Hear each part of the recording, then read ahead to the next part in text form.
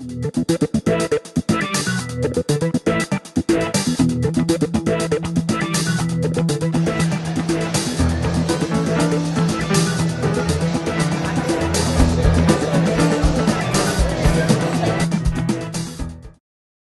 to do something slightly different today. I thought I would give you the history of Worsted Park. Some of you may have been here before. In fact, there are a few of my clients here. And some of you may not know Worsted Park at all.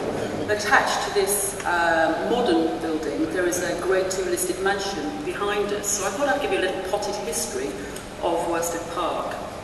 There's no records that exist to determine the earliest period in history when there's actually a building of any significance on this site. But a Rear Admiral Ellis Brand purchased the property in 1714 for £460. In 1819, the Harlands left Worsted Park to Lord Granville and let it to Lord Granville for £1,000 per annum. It was this time that Worsted Park pretty much became a party venue. In its prime, Worsted Park required a staff of 28 to run the house and the grounds, as well as 4 gamekeepers. Today you get me to run it. It was in 1948 the property was purchased by Eastern Electricity, and for the very first time in its history the house was used for other purposes than that of a residential home. After many mergers and name changes, TXU, Powergen and finally E.ON, Worsted Park was purchased by the East of England Cooperative Society in 2008, and the next chapter of Worsted Park began.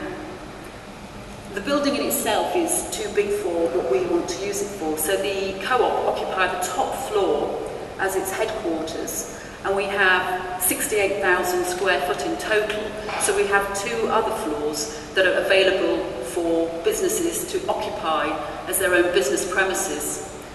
In addition, we have this amazing full-height central atrium, and literally attached to this building is the Grade 2 listed mansion house. And I often refer to it as going through the back of the wardrobe into Narnia, because you've got this opulent environment attached to this very modern contemporary space. It's very, very special. In the last year, we've invested around about £150,000 in AV and technology, which you can see we're using some of it today, including a very robust stage. I believe this puts us in a different league to our competitors, and it's my vision that we will be the best in the business in the marketplace. And I'm very fortunate to be supported in my quest by Nexus AV, who operate all my gadgets and gizmos that we have here today, and Patricia Sharman and Company, who run my catering services on site. To further endorse our brand and position ourselves as market leader, we've recently joined the MIA, which is a Meetings Industry Association. This is a nationally recognised organisation that only supports and recommends venues that have gone through the rigours of its AIM accreditation. This goes through a process of self-accreditation to silver and then gold, which is a true accolade to achieve gold accreditation.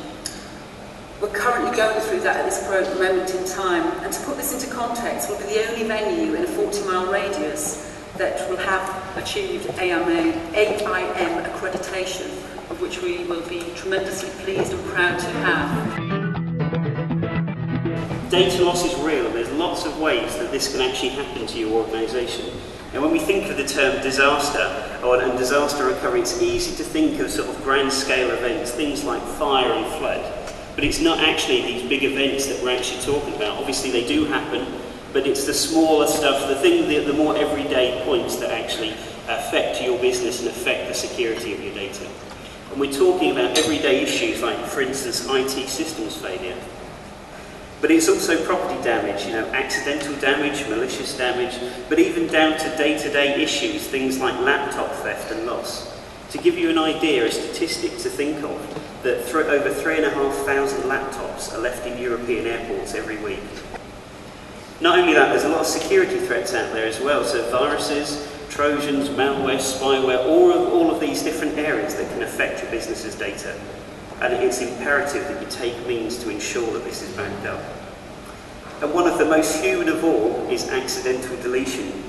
I think if we held our hands up, we'd all honestly say that at some point or another, we've all pressed the delete button and 5 minutes later thought, I really wish I hadn't done that. That email's gone, that file's deleted, it's easily done. We've all done it at some point or another. For instance, what would happen if one of the systems affected by an outage was that your email server went down? If you rely on that for your quotes, for your orders, for your invoicing, with that gone, that's you down. So it's loss of revenue, loss of profit for your business. And if you're a services-based company as well, something else to bear in mind is the legal implications as well. So if you've defaulted on any of your SLAs, you might incur some financial penalties. But one of the biggest things that I'd like to highlight to you today is that it is much more cost effective to put measures in place before you have a failure than it is after the fact.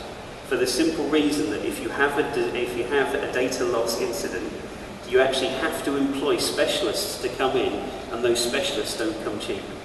So it's much easier to address it up front rather than after the fact. My area of specialisation is cloud computing. So we're going to go through one of the ways that you can actually take steps to prevent that. So for instance, using the cloud and also hardware, if that's the route that you choose to go down, one of the things that you can do is you can back up all of your laptops, all of your servers, and also all of your email. So everything that you have can be backed up completely seamlessly. Your users would never even know it was actually taking place. It's all done during the normal course of the day. And then, well, this is where the cloud part comes in. For complete disaster recovery, that information can also be stored out in the internet or the cloud. So that for the complete systems recovery side, even if that site, that appliance went down, all of that information is still safe. The idea with this is if you're sitting out there thinking, it won't happen to me, or I hope it doesn't happen to me, the big key point here is disasters do happen. Sooner or later, systems will fail, and the damage to your business, if you've not taken steps to address it, can be irreparable. And obviously the piece from ourselves is using cloud computing, we can actually help drive down the cost of that. And the big message here, guys, is that cost-effective disaster recovery is within everyone's budget. If you think you can't afford this and that it's for big business, it's not. Every business needs to take steps to protect their data to make sure that they can continue to function. When we look at our businesses, we have to take into account the staff and the employees that we have working for us. They're either doing a good job or they're not. Even if they are doing a good job, there are always improvements that can be made. Things could be better. And if staff are not doing a good job, things can certainly be better. But making things better means making changes. And there are rules about things that we can and cannot do. The point is, though, that these rules are no different for you than from anybody else.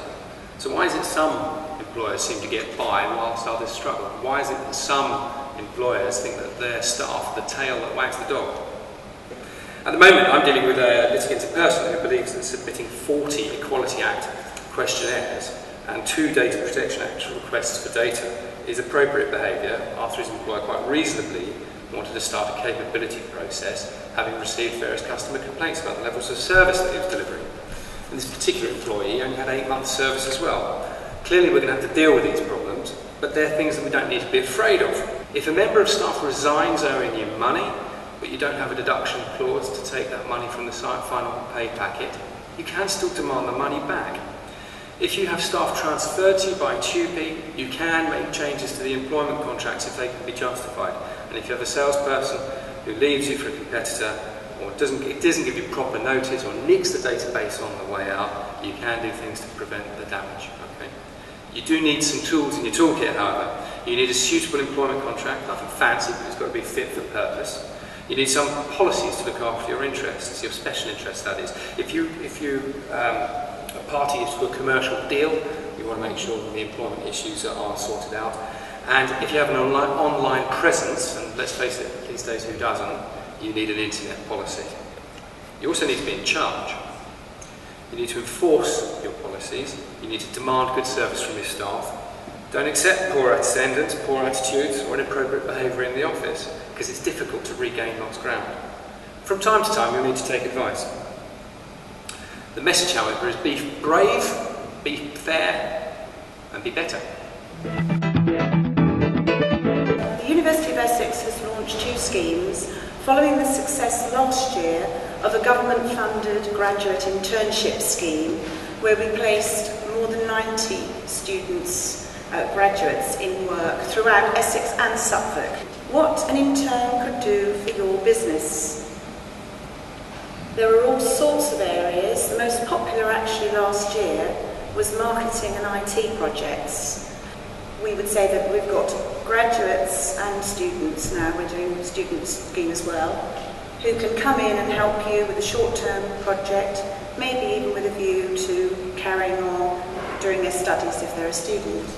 What we say is that we can act, if you like, as a recruitment agency.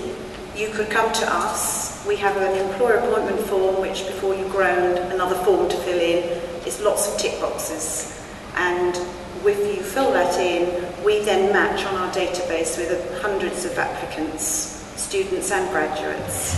And then we would send out your job specification to those that match your requirements. And within a week, we could hopefully have some CVs and covering letters to you. This is a very good way of trying someone out. They're trying you out, you're trying them out. You can have a 10-week, 8-week, 6-week placement, where at the end of it, if it works out, maybe it could be permanent employment, but it can then, if it doesn't work out, you can say, well, thank you very much, and thanks for the project, and all parties move on.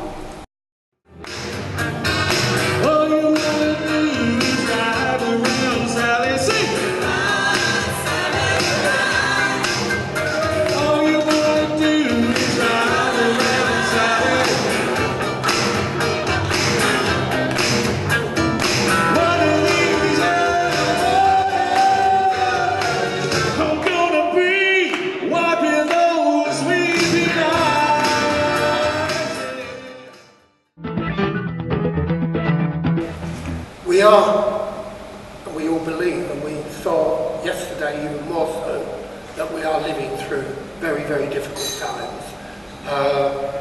And we tend to think that the stock market is not actually terribly important. But when the market has crashed this week over 5% already, you realise that everybody is extremely nervous. It is difficult times. You do need partnerships and collaborative working that Ipswich Connects will actually, or Ipswich Connected, sorry, will actually bring to the table to help us all through these difficult times. Ipswich Borough Council, as you probably know, many of you know, there's a new administration took over in May. And one of the very, very first things we did is to recognise the importance of the private sector and business in to the economy of Ipswich, and to a greater extent it also means the economy of Suffolk. So we can offer advice, we can offer support in finding premises, we can do all the things that we should have been doing and haven't been doing, and they're back on the agenda in the process to carry on doing it. Being there at Ipswich is an incredible privilege. Meeting people like yourself and getting on personal name terms with you is even more of a privilege, because you are the futures of our economies and our future in this town, and long may you prosper, because if you prosper, we all prosper. Thank you very much indeed.